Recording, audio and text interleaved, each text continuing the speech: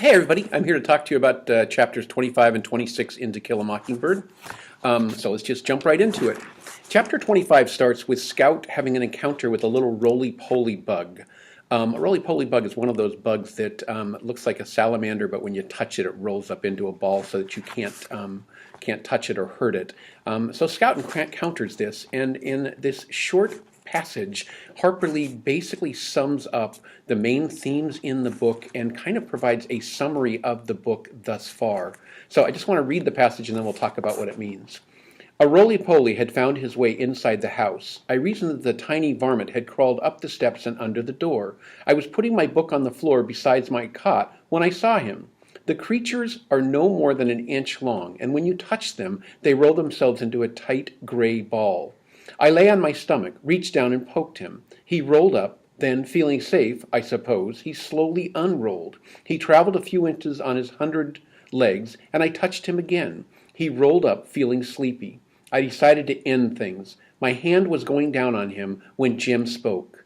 Jim was scowling. It was probably a part of the stage he was going through, and I wished he would hurry up and get through it. He was certainly never cruel to animals, but I had never known his charity to embrace the insect world. Why couldn't I mash him? I asked. Because they don't bother you, Jim answered in the darkness. He had turned out his reading light.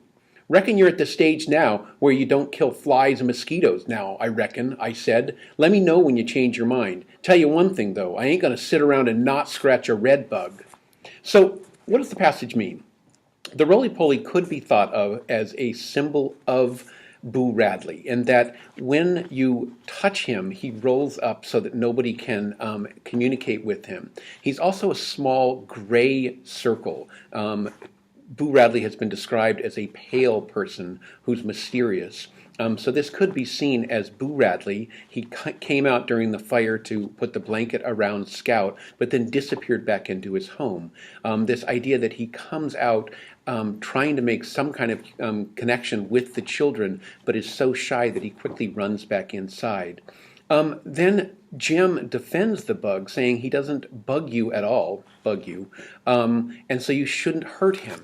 This is similar to the Mockingbird symbolism, in that mockingbirds don't do anything but sing songs and entertain people, just like Tom Robinson doesn't do anything, or didn't do anything, but help people.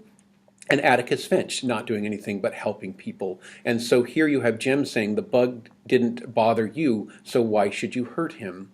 And then Scout ends by saying, you know, you're at the stage now where you're defending flies and mosquitoes, but let me tell you something, if a red bug gets on me, I'm going to scratch it. And so what she's saying is, okay, I'll agree with you about the fact that I shouldn't smash this little bug that doesn't bug anybody, but if a bug that is going to bite me gets on me, I'm going to scratch it. This, I think, harkens to what's going on with Bob Ewell, and that Bob Ewell could be seen as a red bug, a somewhat dangerous bug that could hurt you or bite you. So again, in that short passage, Harper Lee touches on some of the main themes in the book.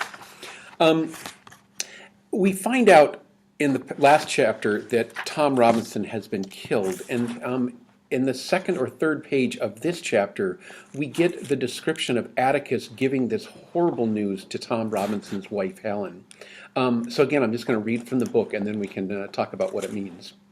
A little girl came to the cabin door and stood looking at Atticus. Dill said her hair was a wad of tiny, stiff pigtails, each ending in a bright bow. She grinned from ear to ear and walked toward our father, but she was too small to navigate the steps.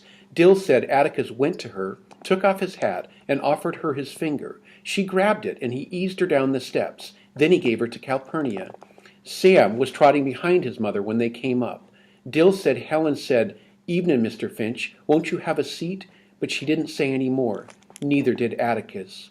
"Scout," said Dill. "She just fell down in the dirt. Just fell down in the dirt like a giant with a big foot just came along and stepped on her. Just Dill's fat foot hit the ground, like you step on an ant.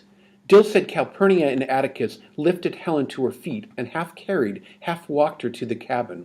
They stayed inside a long time, and Atticus came out alone. When they drove back by the dump, some of the Ewells hollered at them, but Dill didn't catch what they said." So, a couple of things to note here. This passage starts with Atticus helping a small child down some steps and taking care of this small child in a very dignified, thoughtful way, and then handing this small child to Calpurnia.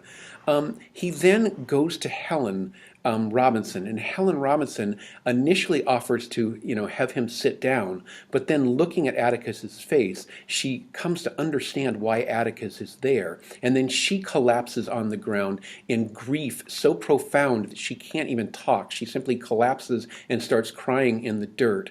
And just like Atticus helped the child, he then kneels down and helps Helen Robinson up and takes her into her house and attempts to comfort her and help her. Once again, we see Atticus as the compassionate man who has been sent on an errand to give awful news to Helen Robinson, and he is the one that is helping this victim, this person who is experiencing profound grief, and Atticus is there to help her and comfort her. There's also this idea that it looked like Helen Robinson had been smashed the way you'd smash an ant, and that harkens back to the roly-poly again. Jim has said, don't smash the roly-poly, he doesn't do anything to you, and in this very next page you have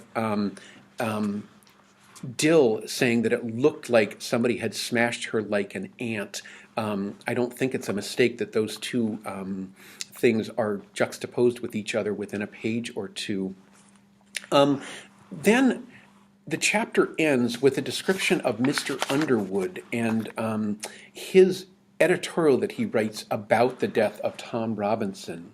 Mr. Underwood didn't talk about miscarriages of justice. He was writing so children could understand. Mr. Underwood simply figured it was a sin to kill cripples, be they standing, sitting, or escaping. He likened Tom's death to the senseless slaughter of songbirds by hunters and children, and Macomb thought he was trying to write an editorial poetic enough to be reprinted in the Montgomery Advisor. How could this be so, I wondered, as I read Mr. Underwood's editorial. Senseless killing. Tom had been given due process of law to the day of his death. He had been tried openly and convicted by 12 good men and true. My father had fought for him all the way. Then Mr. Underwood's meanings became clear. Atticus had used every tool available to free men to save Tom Robinson, but in the secret courts of men's hearts, Atticus had no case. Tom was a dead man the minute Maella opened her mouth and screamed. So, a couple of things to note here. Mr. Underwood is the character who was covering Atticus at the jail early in the novel, and Atticus was somewhat surprised by that because he said that Mr. Underwood was prejudiced against Negroes. But here we have Mr. Underwood having a change of heart. He is outraged by the killing of Tom Robinson. He likens it to killing a cripple or killing a songbird, and that is an absolute sin. This is a direct line to the idea of killing a mockingbird. Mr. Underwood is saying it was a sin to kill Tom Robinson. We should have never allowed this to happen. Mr. Underwood then makes Scout question what has happened, and she initially says, I don't understand why Mr. Underwood is so upset. Tom Robinson was given a trial in the court and was convicted by due process, and then she realizes that it wasn't due process. She talks about in the secret courts of men's hearts, and that these men who were racist had miscarried justice. And then that final line, Tom was a dead man the minute Maella Ewell opened her mouth and screamed. This goes back to the courtroom when Tom Robinson was trying to explain why he ran away. Again, that dilemma of Tom Robinson's of he couldn't do anything at that point to show his innocence. The minute Maella accused him of rape, he was a dead man. Going back and reading that passage in the courtroom after hearing this, you can see even further the hopelessness in Tom Robinson's testimony at that point. Chapter 26 is the story of a current events lesson that Scout is part of in her classroom, and then it juxtaposes that current events lesson with what goes on in the town.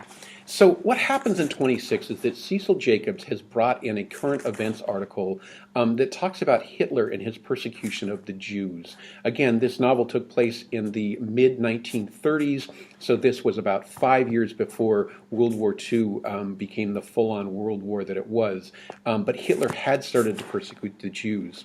And the children are confused by what's happening in Germany and how Hitler is able to do this.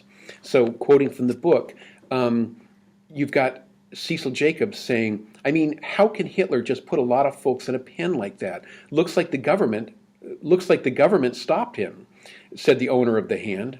Hitler is the government, said Miss Gates, and seized an opportunity to make education dynamic. She went to the blackboard. She printed democracy in large letters. Democracy, she said. Does anyone have a definition? Us, somebody said. I raised my hand, remembering an old campaign slogan Atticus had once told me about. What do you think it means, Jean Louise? Equal rights for all, special privileges for none, I quoted. Very good, Jean Louise, very good. Miss Gates smiled. In front of democracy, she printed, We are a. Now, class, say it all together. We are a democracy. We said it. Then Ms. Gates said, that's the difference between America and Germany. We are a democracy, and Germany is a dictatorship. Dictatorship, she said. Over here, we don't believe in persecuting anybody. Persecution comes from people who are prejudiced. Prejudice, she enunciated carefully. There are no better people in the world than Jews, and why Hitler doesn't think so is a mystery to me. So this starts to bring up the question that Scout has, and that is that Miss Gates is talking about how we're a democracy, and so we don't persecute people. But in Germany, they're not a democracy, and so they persecute the Jews. This is a ludicrous lesson for this teacher to be teaching these children because obviously they are persecuting the African American members of their own community. Similar to the Missionary Society, talking about how J. Everett Holmes is helping those underprivileged people in Africa and then unwilling or unable to see that the same thing is happening in their town.